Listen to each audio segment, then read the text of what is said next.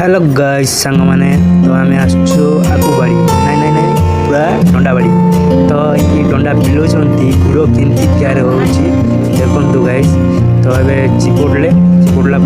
रस इे बाहर देखु तो मशीन चलती इे देख रस एमती बाहर मशीन चलती से गोटे काढ़ुची इे रस पूरा काढ़ुं पूरा। हेलो सांग मैंने तो देखु पूरा डंडा रस बाहरी पड़ा तो बाहर अच्छी तेल डिब्बा नौकरी आटा पूरा मेसीन चलती पूरा पकापुई तो ये ढालुंट गरम करी पूरा आकुटा तैयार हो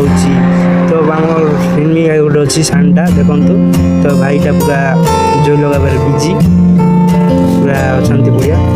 तापर से जो लगापर यहाँ पूरा एमती चलती पूरा प्रोसेसन कर सान लोग भी अच्छा पूरा देख एमती मस्त बड़ बड़ चुली अच्छी तो एमती गरम उकलाइबे तो गुड़ तैयार हो गला भाई मैंने तो नेक्स्ट वीडियो में मिलूँ जय जगन्नाथ सांग मैंने आप धन्यवाद।